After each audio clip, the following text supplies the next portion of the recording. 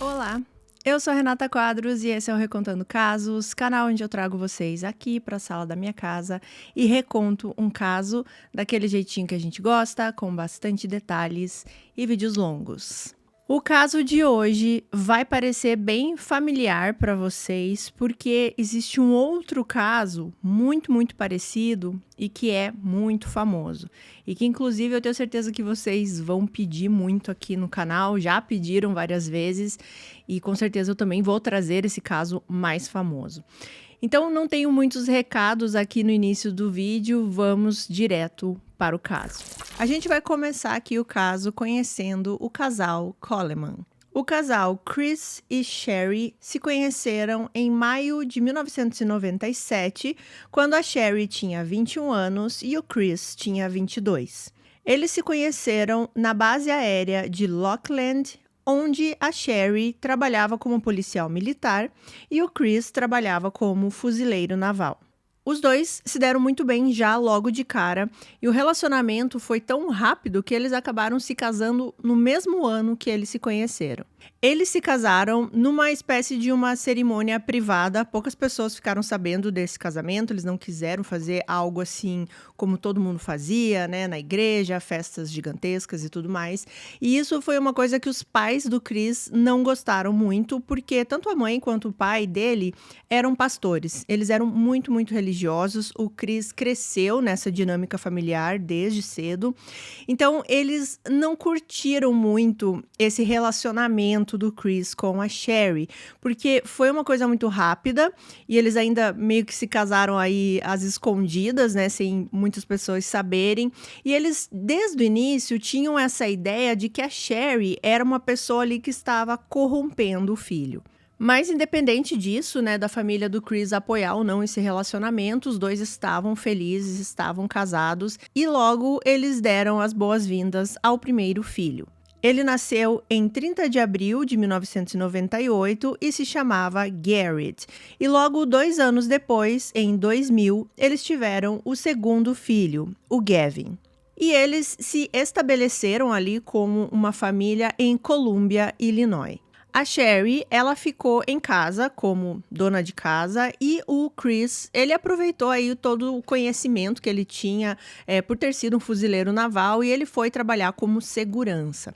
E ele trabalhava como segurança de uma mulher muito famosa. O nome dela é Joyce Myers. A Joyce Myers é uma professora bíblica e autora cristã, e o termo que eles usam para descrever a Joyce nas fontes que eu pesquisei é televangelista, que seria a pessoa que vai evangelizar usando as mídias, né, principalmente aí a televisão. Então ela usava diferentes formas aí de mídia para espalhar a palavra do cristianismo. Ela fazia vários seminários, talk shows, ela tinha os livros dela também, né? Ela fazia apresentações quando eram chamadas. E ela é uma pessoa conhecida em todo o país, né? Nos Estados Unidos. E também em muitos lugares do mundo. A organização ali, a empresa, digamos assim, que leva o nome da Joyce, é uma empresa muito bem sucedida. Ela é uma pessoa muito bem sucedida. E o Chris estava trabalhando de segurança, de guarda-costa da Joyce. E ele ganhava muito bem para isso. Ele estava tirando mais ou menos uns $100 mil por ano. Só que esse trabalho, apesar de ser um trabalho que trazia muito dinheiro ali para a família, ele estava causando alguns atritos entre o Chris e a Sherry. Isso porque o Chris, ele tinha que viajar muito com a Joyce, né, por causa do trabalho. Ele ficava longos períodos fora de casa e isso afetava ali, né, o relacionamento dos dois, porque o pai não estava ali presente a todo momento. Inclusive os meninos, né, os filhos, eles tinham uma espécie de um calendário que eles colocavam na geladeira e lá eles marcavam os dias que eles iriam ver o pai, né, que eram poucos esses dias. Então afetou bastante ali a dinâmica familiar. É dito também que eles brigavam bastante por causa dos gastos que a Sherry tinha, porque era o Chris que trazia o dinheiro para casa, mas a Sherry gostava de comprar bastante coisa, de gastar com coisas que o Chris não via necessidade, né? Ela gostava também de fazer doações para instituições de caridade, por exemplo. E não se sabe se ela fazia isso até como uma forma de suprir algo, né? Porque o marido não estava ali o tempo inteiro. Mas, enfim, de qualquer forma, ela comprava muitas coisas, o Chris não gostava, e aí eles brigavam também. Outras coisas que começaram também a aparecer aí nesse casamento é que a Sherry, ela não sentia que o Chris era uma pessoa carinhosa, né? Ela sentia falta desse afeto do marido. Ele nunca demonstrava um amor por ela, nem em público e nem quando os dois estavam sozinhos. E ela também sofria muito com a falta de aceitação pela família do Chris, né? Que desde o início ali achou que esse casamento não era uma boa ideia. Todos esses problemas, essas divergências que estavam acontecendo, não eram externados ali para fora da família, porque as pessoas que conheciam a família não sabiam de nada que estava acontecendo. Eles sempre demonstravam ser uma família muito feliz e até perfeita, né? Eles moravam em uma casa grande de 2 andares, o Chris tinha um ótimo emprego, né? Ganhava bem. A Sherry era essa mulher bonita que conseguia ali cuidar da casa e dos 2 filhos, que também eram crianças muito educadas, assim, muito queridas por quem os conheciam. Bom, voltando a falar um pouquinho aqui do trabalho do Chris. A Joyce Meyer, ela viajava, como eu disse, tudo quanto é canto aí do mundo. E nem sempre ela era recebida de uma forma amistosa, né? Ela causava, assim, às vezes muita rejeição nas pessoas. E ela tem ainda, né, uma personalidade muito forte, assim, ela é bem incisiva nas coisas que ela fala. Então, não era todo mundo que gostava dela assim. E esse foi um dos motivos que fizeram ela contratar um guarda-costas, né? Por isso que o Chris estava trabalhando com ela. Mas é claro que isso é uma profissão que acaba sendo de risco, né? O Chris acabou sendo ali uma pessoa muito visada, né? Porque ele estava o tempo inteiro com a Joyce. E aí que algumas coisas estranhas começam a acontecer, porque no dia 14 de novembro de 2008, o Chris, ele começou a receber algumas ameaças. Essas ameaças vinham ali no e-mail de trabalho dele. Era assim, a pessoa não gostava da Joyce, falava que ela tinha que parar de fazer esses eventos e que se ela não fizesse isso, essa pessoa iria atrás do Chris. Era um pouco estranho, porque a pessoa dava a impressão que não gostava da Joyce, mas quem iria sofrer as consequências seria o Chris. E a pessoa que está escrevendo esses e-mails, ela mesmo diz assim que se ela não conseguir chegar até a Joyce para fazer alguma coisa para ela, ela iria chegar no Chris e fazer algo para ele. E se ela não conseguisse chegar até o Chris, ele faria mal para a família do Chris. Então essas elas iam aumentando e sempre nessa narrativa, né? E para ficar mais simples de vocês entenderem, eu vou ler aqui um trecho de um desses e-mails. Abre aspas. Pare de pregar ou a família do Chris morrerá. Se eu não conseguir chegar a Joyce, então eu vou falar com alguém próximo a ela. E se eu não conseguir falar com ele, que seria o Chris, vou falar com a sua esposa e filhos. Eu sei a agenda da Joyce, eu conheço a agenda do Chris. Se a Joyce não parar de pregar, então eles morrerão. Fecha aspas. Existiam outros e-mails que a pessoa era um pouco mais violenta, digamos assim. Ela chegava a dizer sobre a arma que seria utilizada para fazer tudo isso com a família do Chris ou com o Chris. Falava muito mal da Joyce no sentido assim dela estar ganhando muito dinheiro com o que ela faz e que isso é errado, que ela ficava andando de avião por aí gastando dinheiro e achando que ela era, digamos assim, a dona do evangelho e coisas desse tipo. Em algumas fontes diz que essas também eram encaminhadas para Joyce e para algumas outras pessoas ali do trabalho. Quando o Chris começou a receber esses e-mails, ele ficou, claro, muito assustado e ele imediatamente fez um boletim de ocorrência. E a polícia, ela até chegou a disponibilizar, digamos assim, uma patrulha específica ali para dar um pouco mais de segurança para a família do Chris. Mas esses e-mails não paravam, né? Ele recebeu mais alguns e-mails, até que ele recebeu uma carta na caixa de correio ali da casa dele. Nessa carta dizia o seguinte: negue seu Deus publicamente, ou então não haverá mais oportunidades. O tempo está se esgotando para você e sua família. Depois, uma outra carta também foi deixada ali na residência, logo depois, que dizia o seguinte: pare hoje. Eu sei a sua agenda. Você não pode se esconder de mim para sempre. Estou sempre de olho. Sei quando você sai de manhã e eu sei quando você fica em casa. Parecia um ultimato, né? E parecia que as ameaças estavam ficando mais graves e que algo realmente poderia acontecer. Diante disso, a polícia toma uma nova atitude. Na verdade, o Chris tinha como vizinho um policial. A casa desse policial ficava bem na direção da casa do Chris, não era uma casa do lado da outra, mas da casa do policial dava para ver exatamente a casa do Chris. Então eles colocaram uma câmera de vigilância na janela do quarto do filho desse policial, que dava ali exatamente para a casa do Chris, para ver se eles conseguiam pegar alguém que estava levando, né, esses bilhetes, essas cartas ali para a caixa de correio. E também tentar capturar qualquer pessoa que se aproximasse ali da casa de uma maneira estranha. Porém, mesmo com essa vigilância ali 24 horas, né, e também algumas patrulhas de polícia passando por ali, eles não conseguiram evitar o pior. E é aqui que a gente chega no dia 5 de maio de 2009. Nesse dia, o dia começou ali como qualquer outro, normal. O Chris, ele acordava bem cedo para ir para academia, então ele sai ali da casa mais ou menos umas 5h40 da manhã. Essa academia ficava muito próximo ali da casa do Chris. De carro, ele levava ali 5 a 7 minutos para chegar até a academia. E a câmera, né, que foi colocada ali para vigiar a casa do Chris, mostra exatamente o Chris saindo nesse horário ali, cerca de 5h40 da manhã. Algum tempo que ele sai de casa, ele já estava na academia, ele começa a ligar para casa para se certificar de que a Sherry tinha acordado, né? Que ela estava acordada, que ela estava arrumando as crianças para ir para a escola e que tudo estava bem. Só que a Sherry não atendeu essas ligações. Ele tenta mais algumas vezes, manda mensagens e ele não consegue nenhuma resposta. Devido a todas essas ameaças que ele estava recebendo, já de cara ele ficou muito nervoso, porque ele estava já sempre nessa de ficar em alerta, né? Então ele liga para aquele vizinho, né, que também era policial, que estava a par ali de tudo que estava acontecendo e que tinha instalado aquela câmera.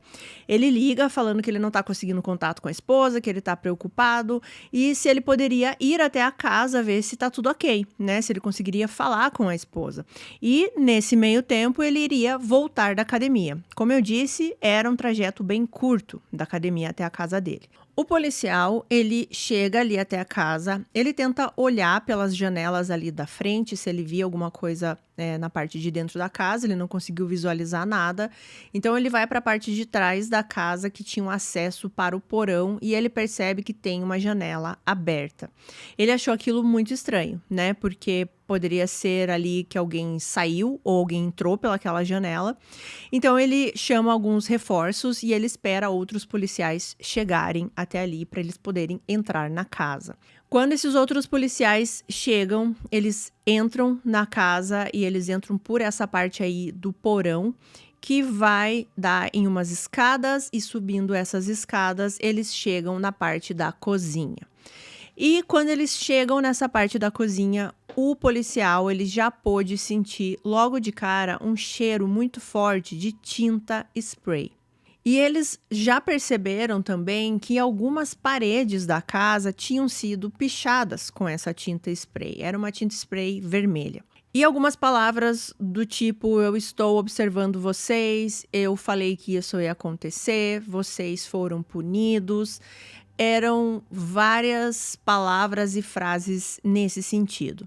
Conforme os policiais iam entrando na casa, eles percebiam que aquilo não era nada normal e que aquilo não acabaria bem. Mas eles não estavam preparados exatamente para o que eles iriam encontrar, né? Quando eles sobem no segundo andar da casa, onde existiam os quartos da família, eles deram de cara com a Sherry e os dois meninos, o Garrett e o Gavin, sem vida. Cada um estava em um quarto e todos tinham sido executados. A Sherry, nesse momento, tinha 31 anos, o Garrett tinha 11 e o Gavin 9. A única diferença entre os três ali, né, era que a Sherry tinha alguns hematomas no rosto, assim, inclusive os olhos roxos. o que demonstrava que talvez ela tenha lutado com o agressor. O Chris, é claro, ele chegou ali na casa e viu que as coisas não estavam bem. Existiam várias ambulâncias, vários carros de polícia. Ele ficou completamente atordoado, ele chegou a cair no chão de tanto que ele chorava, de tanto que ele gritava. Tudo isso está acontecendo antes das 7 da manhã. O Chris chega ali na casa, é 6h56. Ele demorou um pouco mais para voltar da academia para casa por algum motivo, que era um trajeto que ele faria ali, como eu disse, em 6, 7 minutos. Ele demorou cerca de 13, 14 minutos para fazer esse trajeto. Mas, enfim, ele chega na casa, os policiais precisam ampará-lo, eles colocam ele em uma ambulância, numa viatura. E uma coisa que eu esqueci de mencionar, né, é sobre as tintas spray. No quarto do Garrett, ele estava na cama, né? Ele estava parcialmente coberto ali com um lençol. E a pessoa que fez tudo isso também pichou, inclusive o lençol do Garrett. Tinha tinta no lençol e até em alguma parte ali do corpo dele. O que é terrível, né? Você vê o completo desrespeito ali pelo outro ser humano. Bom, o Chris, ele foi colocado em uma ambulância, né? Para tentar acalmar ele. Os pais do Chris foram chamados. E ele ficou esse tempo ali esperando os pais chegarem em uma maca dentro da ambulância. E tinha um médico ali meio que acompanhando ele, um policial também, né? Para se certificar de que ele ficasse calmo. E eles perceberam que o Chris, ele estava com algumas marcas vermelhas na mão. E quando ele foi questionado ali na hora, né, o que aconteceu com a sua mão, ele começou a dar socos ali na maca, na parte da lata da ambulância, como se ele tivesse tendo, assim, um momento de muita raiva, um surto, e era por isso que ele estava com aquelas marcas na mão. A cidade ali onde a família morava, né, Columbia, Illinois, era uma cidade tranquila, pacata, pequena, como eu já falei em vários outros casos que eu trago aqui para vocês. Então, o departamento de polícia ali era pequeno. Eles tinham 2 detetives ali nesse momento. E o chefe ali do departamento, ele percebeu que ele precisaria de mais pessoas, né? Porque era um caso muito grande. Eles nunca lidaram com isso antes. Então, cerca de 25 policiais experientes na resolução aí de crimes foram designados para esse caso.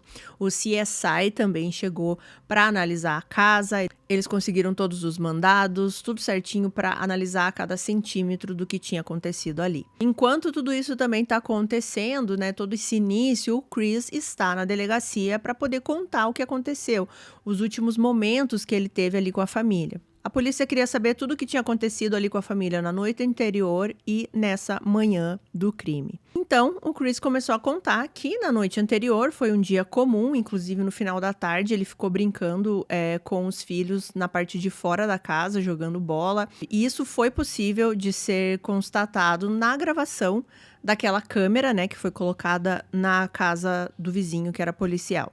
Depois disso, o Chris disse que toda a família foi assistir TV juntos na sala. Depois, a Sherry colocou os meninos para dormir, cada um em seu quarto, e os dois foram dormir no quarto do casal, e a Sherry, inclusive, adormeceu nos braços do Chris. Aí ele contou que no dia 5 de maio, ou seja, na manhã seguinte, ele acordou para ir para academia e aconteceu aquilo que eu já relatei, né? Durante o treino, ele tentou entrar em contato com a Sherry para saber se ela tinha acordado, se estava tudo ok, e não conseguiu contato. Segundo o Chris, ele disse que quando ele saiu ali da casa, a sua esposa estava bem e estava viva, né? Que ela estava deitada do lado dele quando ele levantou.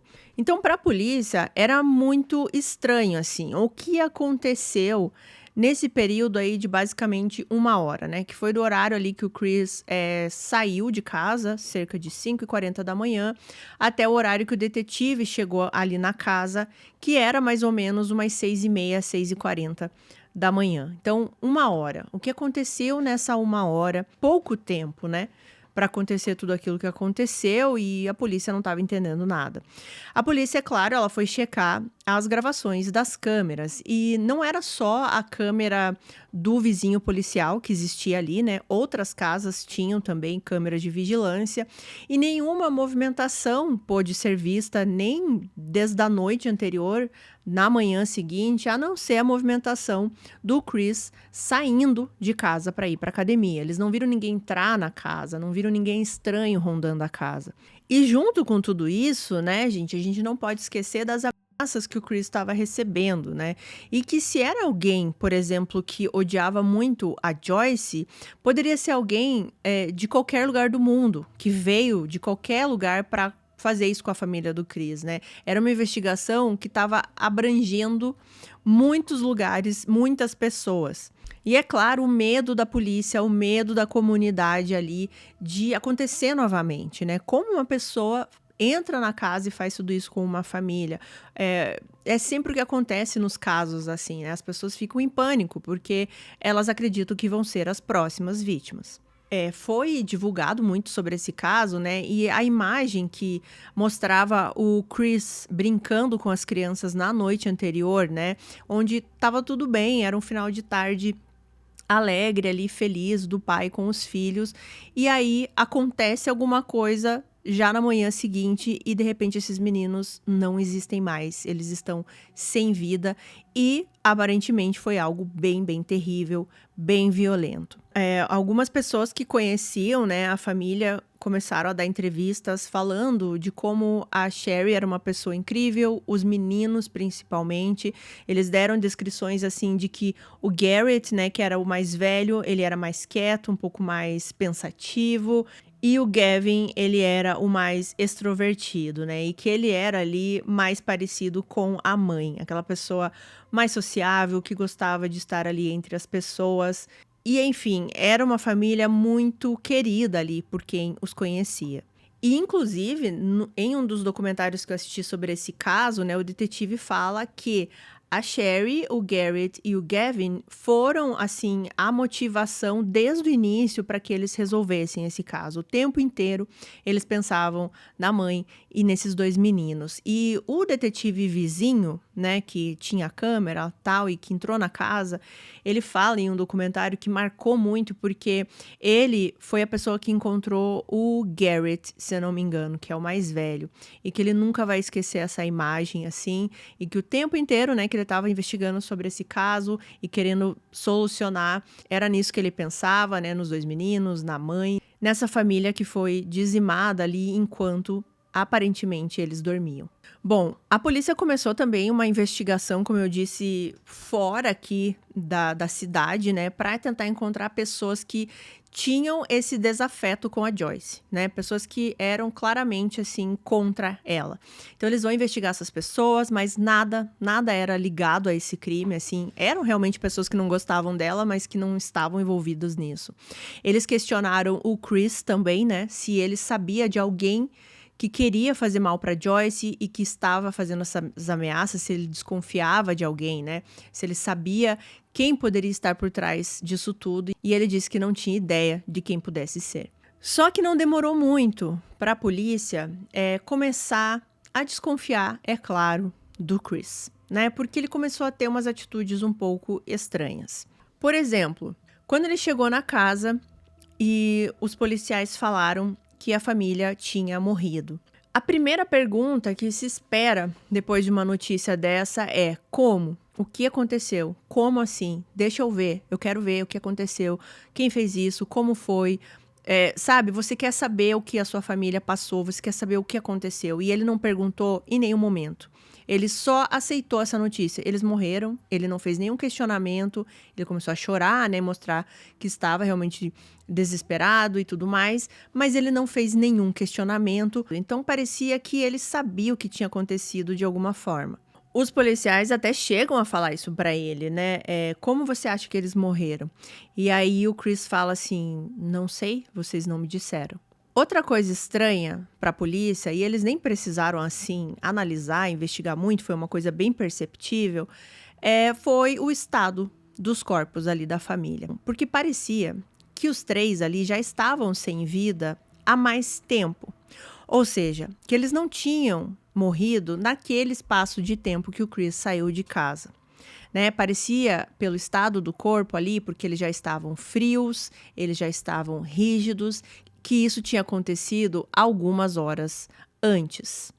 E essa desconfiança inicial aqui, essa suspeita dos policiais, foi confirmada pelo médico legista, né? Depois que ele analisou ali com mais calma os corpos. Então, a história do Chris não estava batendo, né? Não cabia aí na linha do tempo. A pessoa que fez isso, segundo o Chris, né? Teve ali 1 hora para entrar na casa sem ninguém ver essa pessoa entrar, né? Não foi capturado por nenhuma câmera, nem entrar nem sair.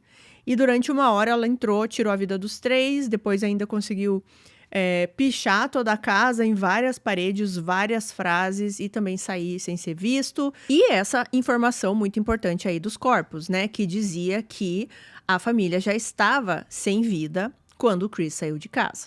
É claro que nesse momento aqui a polícia, os detetives estão desconfiando muito do Chris. Ele é questionado, né, sobre isso que eu acabei de dizer aqui, sobre o estado dos corpos, que eles acreditavam que quando ele saiu de casa para ir para academia, a família já estava sem vida.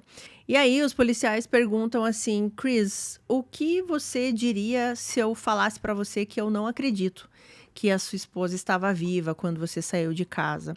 E aí a resposta dele foi assim: bom, eu diria que sim, eu acredito que ela estava viva. Então, a polícia continuou ali investigando mais a fundo o relacionamento do Chris e da Sherry, né? A dinâmica ali da família, mas principalmente o relacionamento dos dois.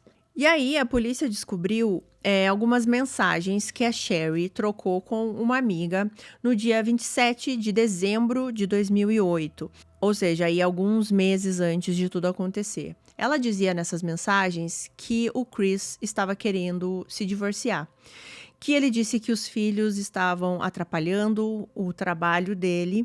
E ela dizia também para essa amiga nessas mensagens que ela não iria concordar com esse divórcio, ela não queria se separar. E aí ela diz a seguinte frase nessa mensagem, abre aspas: o que ele vai fazer? Me matar? Fecha aspas. A polícia começa a questionar o Chris também sobre o relacionamento. Se havia alguma coisa que estava fora dos trilhos, se eles estavam discutindo, algo nesse sentido. E de início, o Chris, ele fala que eles tinham alguns desentendimentos normais ali de um casal, que eram questões assim de falta de comunicação, algo tranquilo. A polícia, então, começa a questionar se de repente o Chris não estava tendo um caso, né? Não estava saindo com alguém ali fora do casamento.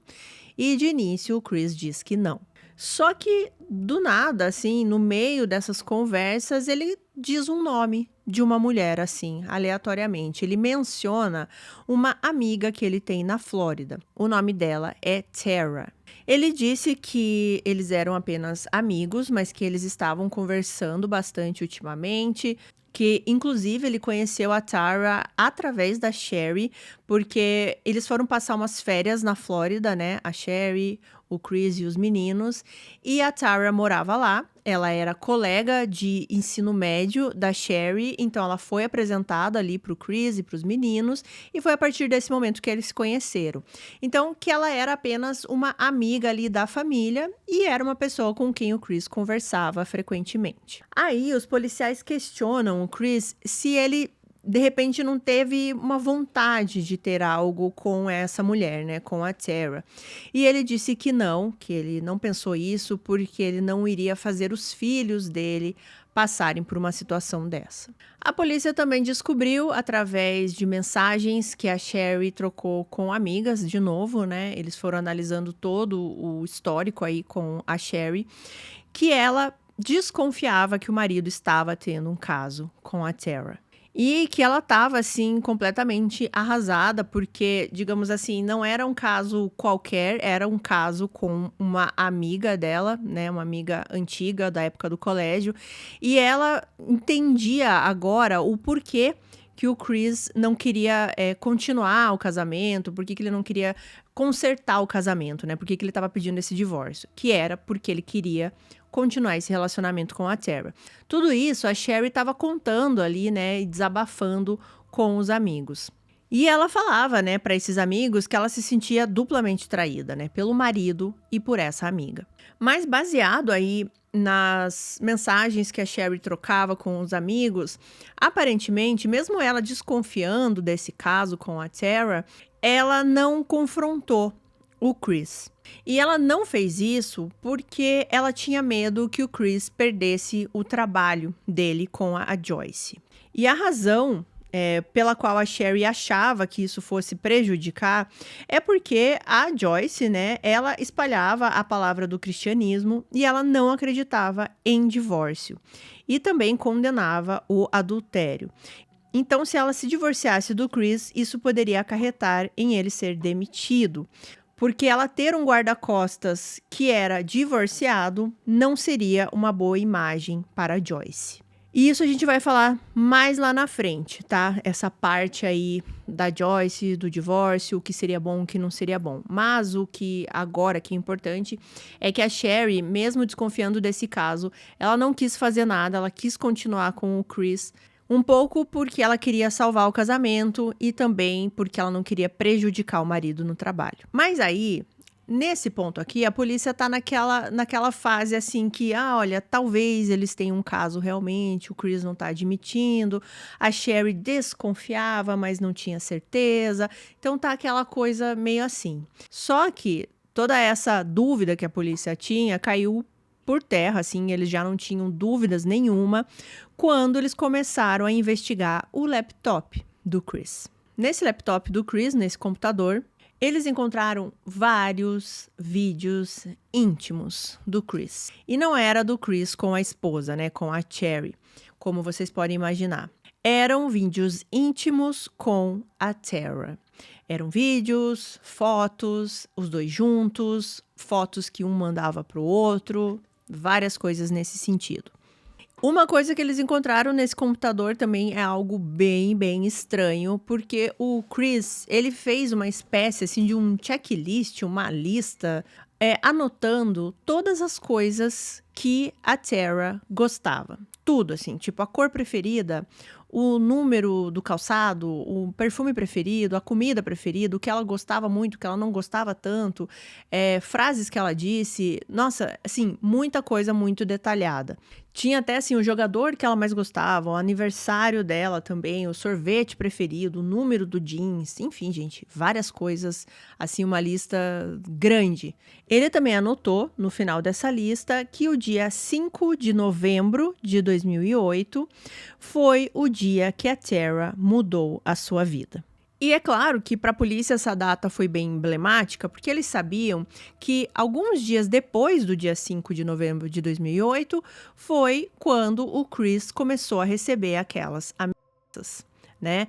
E eu falei para vocês lá no começo do vídeo que essas ameaças começaram no dia 14 de novembro de 2008. Bom, diante disso, a polícia foi falar com a própria, né? Foi falar com a Tara. E, diferente do Chris, que continuava negando esse caso, a Tara falou tudo muito abertamente. Ela disse que os dois estavam realmente juntos e que eles não estavam apenas tendo um caso. Eles estavam em um relacionamento sério, planejavam se casar, eles estavam procurando casas para morar juntos em St. Louis e, inclusive, também faziam listas de casamento, né, dos presentes do casamento, escolhendo nomes dos bebês e tudo isso era muito real para ela. Ela realmente acreditava que ia começar uma vida com o Chris. A polícia conseguiu descartar a Tara de qualquer envolvimento nesse crime, né? Eles fizeram as investigações deles, álibis e tudo mais, e as mensagens que ela trocava com ele, enfim, eles acreditavam que o Chris também estava enganando a Tara, né? E ela não teve envolvimento com o crime em si. E assim, ela sabia que ele era casado, mas como em muitos casos que acontecem, ela acreditava que ele estava em processo de divórcio e que em breve ele estaria livre para começar essa vida com ela. E uma informação muito importante que a Tara deu para a polícia foi que no dia dos assassinatos, ou seja, no dia 5 de maio de 2009, era exatamente o dia que o Chris contou para ela que a Sherry assinaria os papéis do divórcio. Então, exatamente nesse dia que ele contou para Tara que a Sherry assinaria os papéis foi o dia que a Sherry morreu. Para a polícia, já estava mais do que esclarecido o que estava acontecendo aqui. Eles acreditavam que eles tinham um motivo para esse crime ter acontecido. E o motivo era que o Chris queria começar uma vida nova, ele tinha aí uma nova mulher, eles estavam planejando uma vida juntos e, por algum motivo, o Chris achou que era mais fácil ele simplesmente acabar com a família que ele já tinha para ele poder começar uma nova vida. A polícia, ela confronta o Chris agora com todas essas fotos, né, do caso, com tudo que a Tara falou também, para ver qual seria a resposta dele, né, já que ele estava negando esse caso. E a polícia mostrou, assim, coisas bem específicas, inclusive as viagens exatas, assim, que ele fez, né, com a Joyce e que a Tara foi junto, porque ele fazia isso. Né? Nessas viagens que ele ia trabalhar com a Joyce, a Tara ia também para o mesmo lugar, eles ficavam juntos nos hotéis, enfim, era dessa forma que eles se viam. Então a polícia tinha já todas essas informações, jogou ali na mesa para o Chris e sabe o que ele respondeu? Ele disse o seguinte: mas é que não era bem um caso, porque um caso é quando você tem uma vida, uma outra família com uma outra pessoa. No caso dela não era isso. Ou seja, para ele, gente, ele não estava vivendo um caso.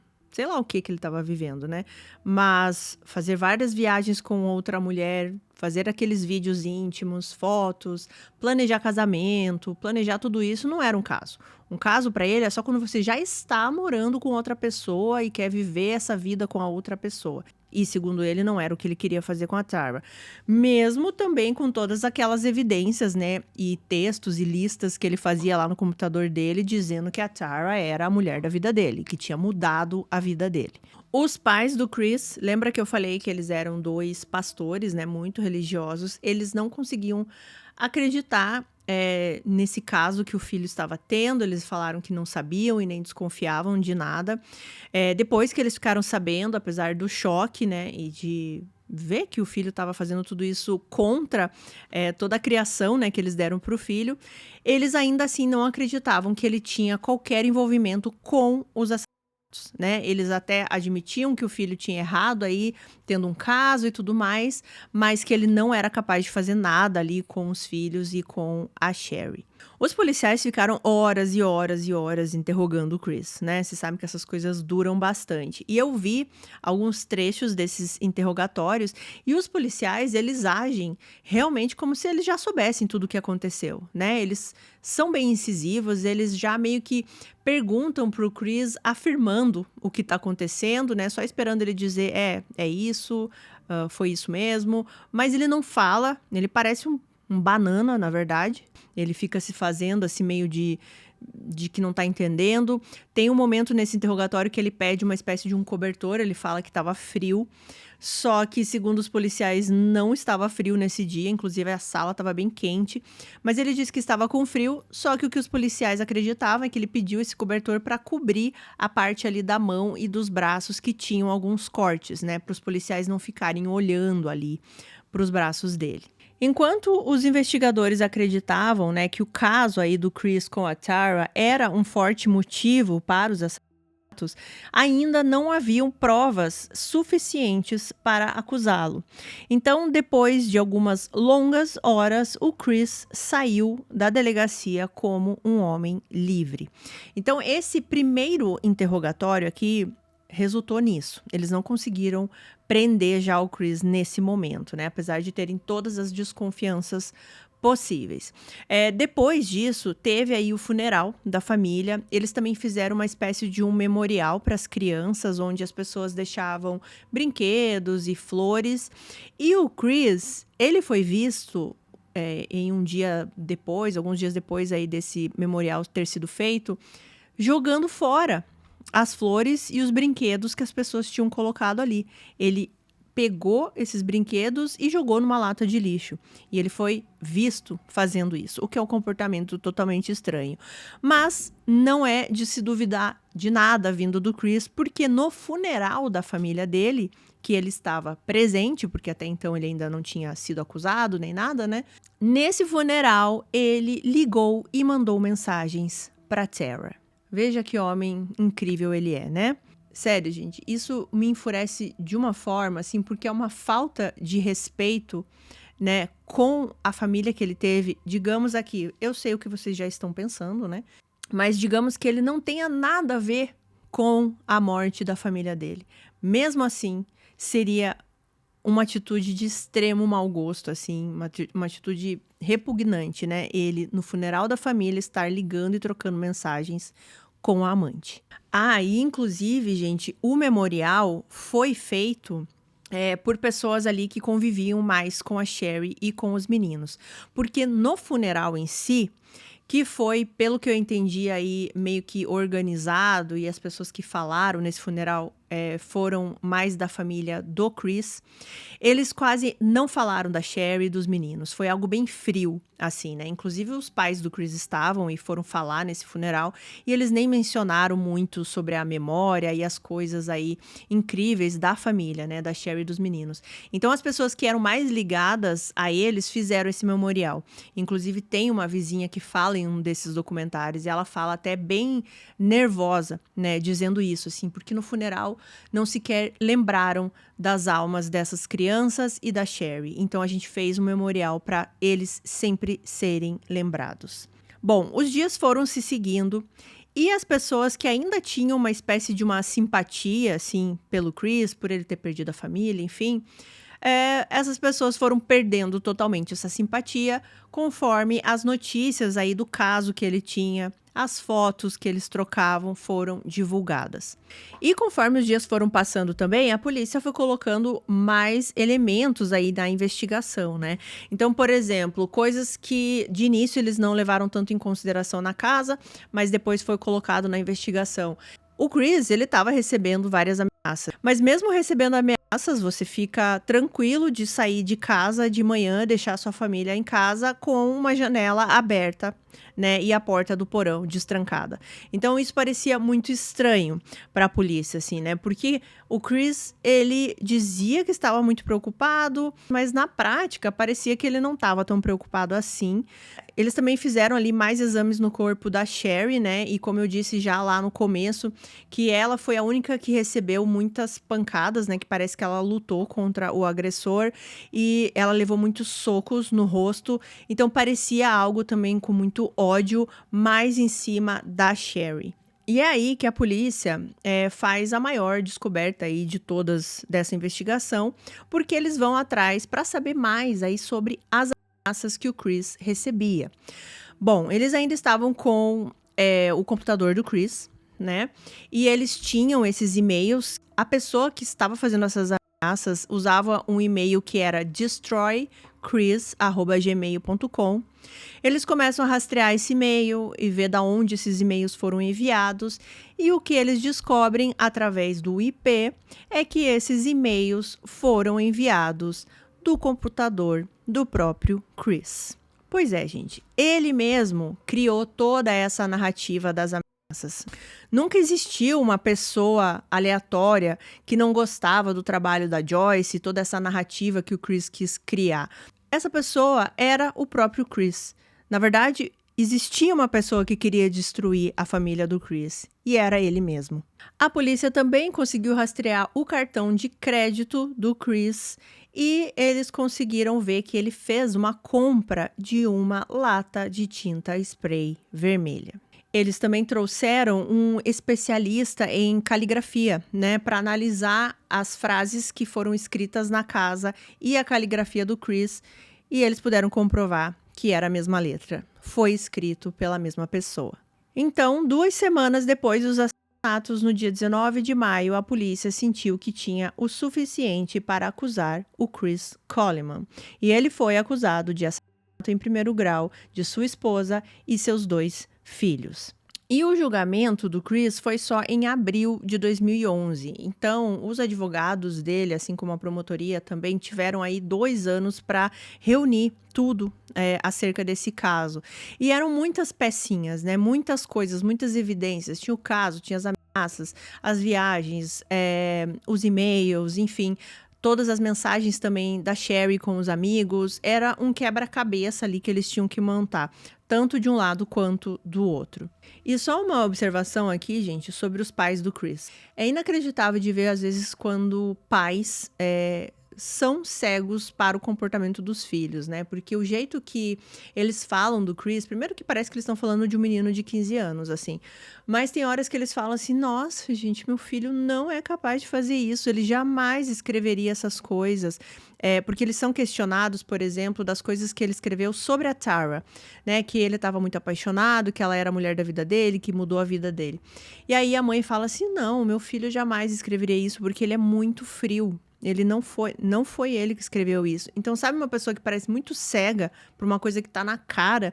E isso me irrita muito, sabe? Porque não é porque é pai, porque é mãe, que você não vai reconhecer o erro do seu filho. Não quer dizer que você vai abandonar o seu filho, você pode dar o apoio que ele precisa ali no momento desse, né, para pagar as coisas que ele fez. Mas você negar o que o seu filho tá fazendo e tá provado o que ele fez ali, para mim, assim, é muito irritante, sabe? Eu acho que não é o papel do pai e da mãe, né, passar a mão na cabeça do filho para tudo que ele faz. Bom, no julgamento, eles trouxeram vários amigos ali do casal. Vários amigos, na verdade, que estavam bem mais do lado da Sherry, né? Que foram lá dar uma ideia a mais, uma ideia melhor de como estava o casamento deles, né? Essas pessoas que ouviam os desabafos da Sherry. E eles contavam tudo isso, né? Que a Sherry reclamava muito do Chris, que ele estava completamente frio com ela, que ele começou até a xingar ela em alguns momentos, dizer que ele não amava mais. Falou, né, que ela tinha essa suspeita do caso. E o Chris, por outro lado, falava que nada disso era verdade, que isso é uma coisa que a Sherry aumentou, que na verdade eles só tinham ali aqueles problemas pequenos de um casamento.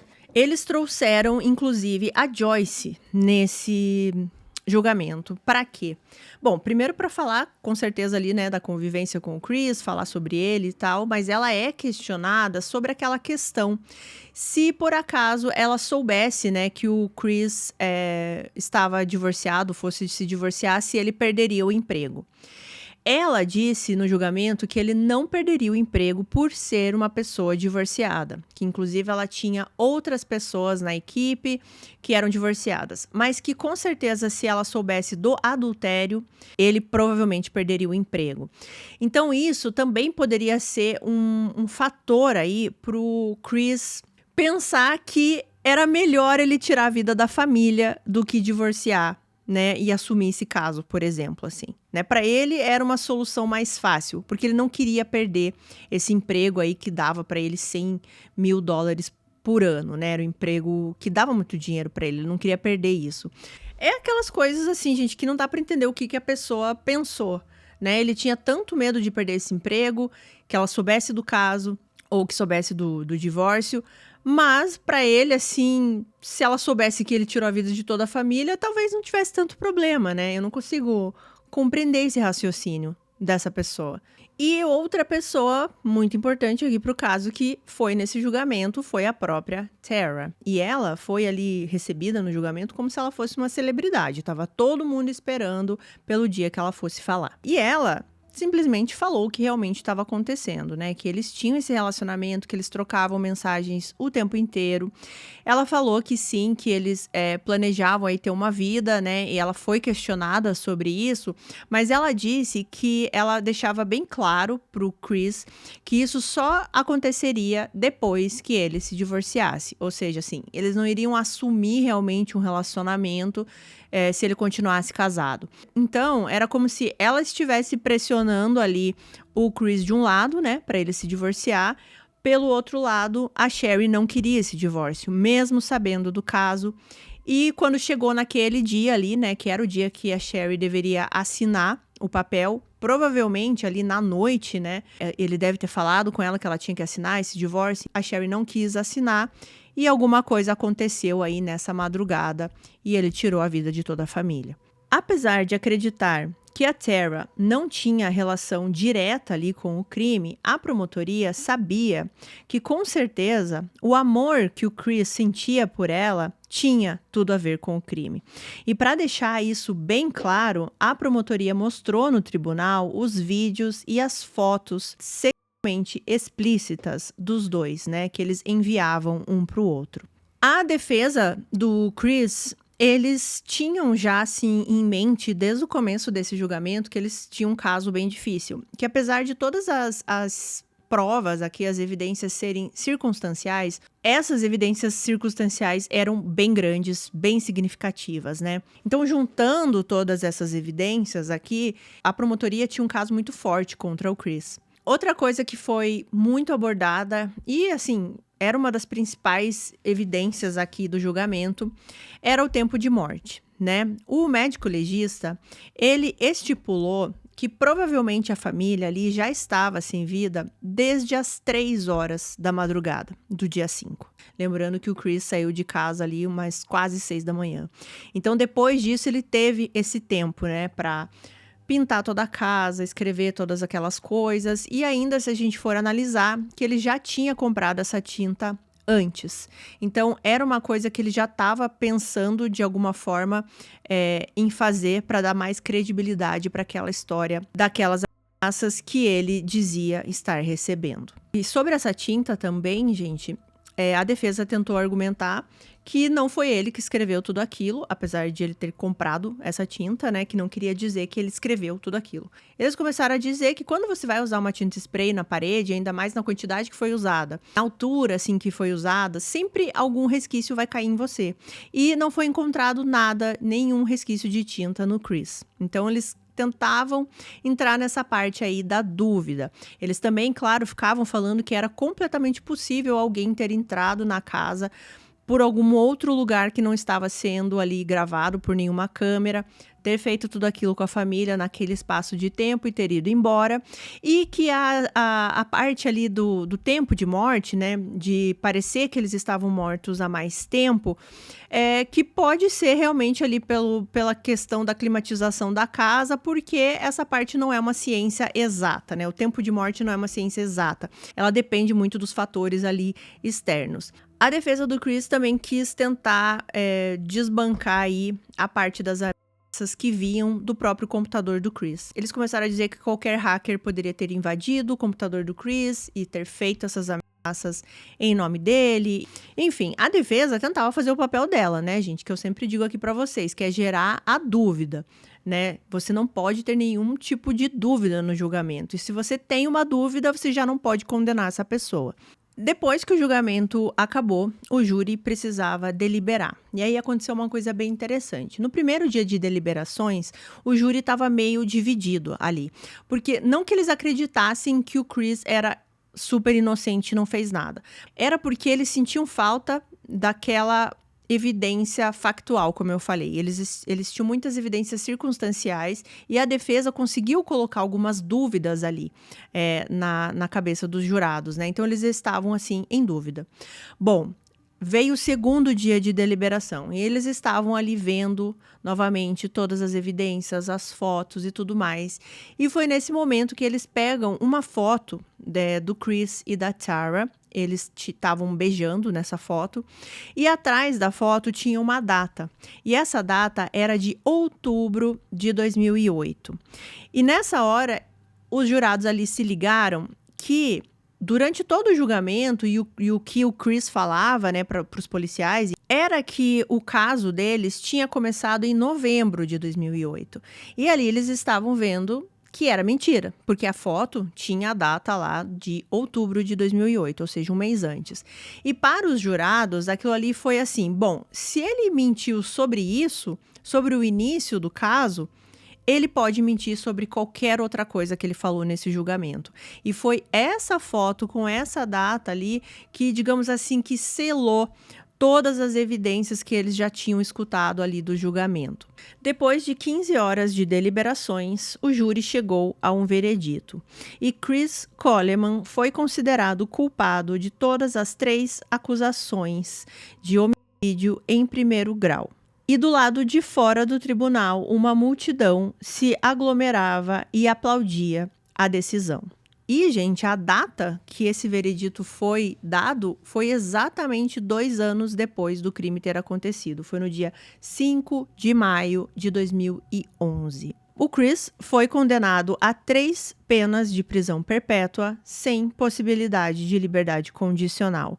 E o Chris, ele tentou entrar com vários recursos e todos foram negados. E atualmente ele está cumprindo pena no Departamento de Correções de Wisconsin. Aí teve uma entrevista que o Chris deu para uma televisão, ele deu uma entrevista por telefone, né? E ele é questionado sobre esse caso que ele teve com a Tara. Eu acho assim, até um comentário meu aqui, né? Quando tem esses casos nesse sentido, assim, de traição e tem as mortes, enfim, na hora que vai ter entrevista, as pessoas sempre ficam focando no caso, né? Nunca é na vítima, no que aconteceu, no crime em si. Mas enfim, o repórter fica perguntando desse caso. E ele meio que dá a entender assim, que ele nunca deixou de amar a esposa, isso é o que ele fala. Que ele pode ter se envolvido com a Tara, que foi uma coisa mais física, assim, né? Uma coisa de química. E não que era um romance, ele não queria ficar com ela o resto da vida. E aí o repórter pergunta, né? Mas e todos aqueles planejamentos? E ela disse que vocês já estavam escolhendo data de casamento. E ele disse assim, bom, isso é uma coisa que eu até preciso esclarecer, eu preciso dizer aqui que eu menti pra ela tudo isso. Ele disse também que ele mentiu para Tara, que ele estava entregando os papéis do divórcio para Sherry, que ele nunca fez isso, que ele nunca quis pedir o divórcio efetivamente para a esposa.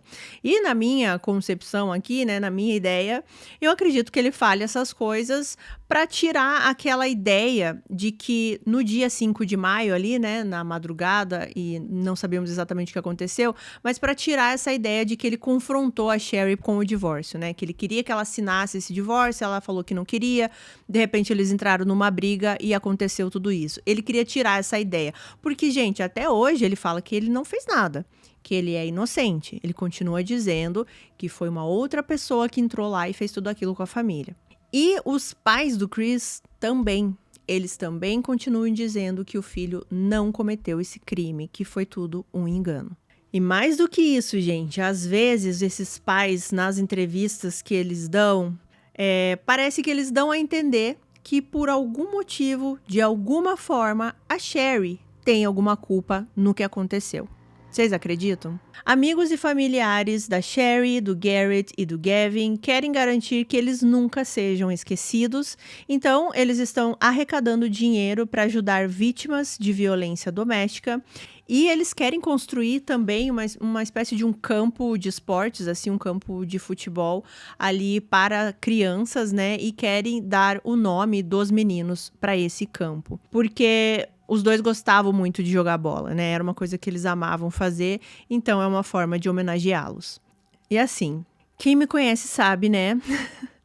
O quanto me irrita casos desse jeito, gente, porque eu não consigo acreditar que existe uma pessoa que tome esse tipo de atitude, né?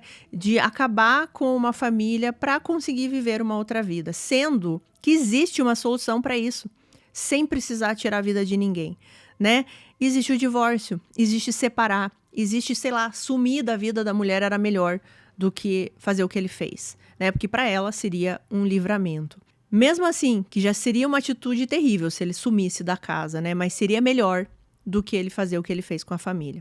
E por mais que ele diga que ele não fez, que é inocente, que alguém entrou na casa, eu não sei se eu consigo acreditar nisso, eu acredito que vocês também não, mas existem pessoas na internet que acreditam que ele é inocente. Sempre tem essa galera, né? Vamos parar aqui para pensar um pouquinho, né? Agora uma coisa que eu fiquei pensando enquanto fazia o roteiro, né? A frieza desse pai, quer dizer, eu não posso chamar de pai, né? Desse ser. Ele provavelmente ali entrou numa briga com a Sherry, né, na noite do dia 4 pro dia 5. Eles devem ter entrado ali num confronto físico. Ele percebeu que tirou a vida dela. E depois ele foi no quarto de cada filho e fez a mesma coisa com os filhos. Só que aparentemente os filhos estavam dormindo, não parece que teve nenhuma resistência. O que, assim, é difícil até da gente contar, né, uma situação dessa. Depois disso, ele teve que pensar no que ele ia fazer. E aí fica um bug na minha cabeça, assim, né? Porque ele já tinha a tinta spray. Então eu não sei se ele pensou nessa tinta spray já para dar credibilidade em algum momento para as ameaças, né? Ou se já era uma coisa que ele tinha na mente dele realmente tirar a vida da família toda.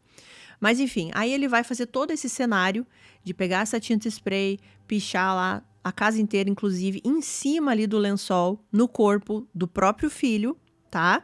Depois disso, ele sai fingindo que vai pra academia, ele tem a frieza de sair, ir malhar na academia, esperar dar um tempo, fazer as ligações que ele sabia que a esposa não ia atender, aí ligar pro policial, esperar um tempo, né? Porque lembra que eu falei que a academia da casa dele era muito rápido? Ele ficou esperando um tempo, assim, até ele ter, de repente, assim, não, acho que agora a polícia já entrou lá, já viu tudo, acho que agora dá pra eu voltar. Voltar, né? E aí fazer toda aquela cena. Eu não consigo entender, gente, como uma pessoa faz isso pra poder ficar com outra mulher. Apenas por causa, sei lá, da atração física, do sexo, que é uma coisa tão pequena, perto de uma família ali de 2 crianças que tinham a vida inteira pela frente. Eu não consigo conceber uma coisa dessa. E é claro que esse caso é muito parecido com o do Chris Watts, que é um caso que me dá muita raiva. Eu já fiz o roteiro do Chris Watts umas 3 vezes. E toda vez que eu vou gravar, eu acho que fica confuso, porque tem muita informação, né? Eu preciso refazer esse roteiro pra vocês. Mas é o mesmo sentimento que eu tenho, que é de um cara que tem uma família, que tem filhos. E assim, tá tudo bem você não querer mais ficar com a sua esposa, você não sente mais nada por ela, você não quer mais viver no mesmo teto com ela, você vai separar. Agora, você achar que tem ali o poder sobre a vida dos seus filhos, tirar o futuro dos seus filhos, pra mim é inconcebível. Por causa de uma outra mulher, por causa de sexo. Então, esse é o tipo de caso, assim, que me ferve o sangue. Vocês devem estar percebendo, a minha voz começa a ficar embargada, porque eu tenho vontade de gritar de raiva, de chorar de raiva. E assim, não sei mais o que dizer pra vocês, mas eu gosto de externar isso aqui, porque eu quero que vocês sempre saibam, gente, que quando a gente tá falando de true crime, são vidas reais. Né? Não é uma ficção, são pessoas que sofreram e sofrem com o que aconteceu.